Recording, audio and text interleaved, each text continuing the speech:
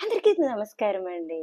చూడండి, సముద్రం ఒడ్డున చిన్నపిల్లడు ఆడుకుంటూ ఉంటూ తన పేరు రాసుకుంటే సముద్రం వచ్చి కొట్టుకొని వెళ్ళిపోయిందట అలలతో. వెంటనే తిట్టాడంట ఆ పిల్లడు. "ఉమ్, ఏంటి ఈ సముద్రం ఇలా చేసింది? ఇది ఎప్పటికి కూడా ఈ అల ఇటువైపు రాకూడదు" అని ఏదో తిట్టాడు. దాని తర్వాత ఒక ముసలి ఒక చేపలోడు సముద్రంలో అట చాలా చేపలు పెట్టాడంట. అప్పుడు పడితే, అబ్బా! సముద్రం ఎప్పుడు ఇలానే ఉండాలి. ప్రతిరోజు నాకు జీవితంకి నా జీవనోపాధి అవుతది.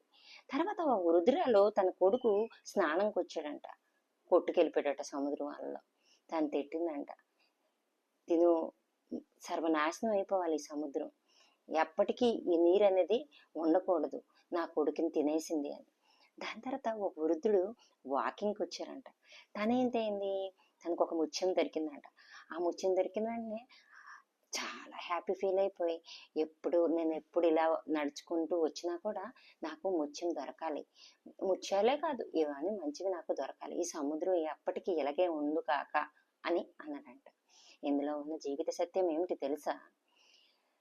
మనం ఒక పని చేస్తుంటే లోకం ఏమనుకుంటుందో అంది మనకు అనవసరం. మన పని మనం చేసుకుంటూ పోవాలి. ఇది దీనికి తాత్పర్యం.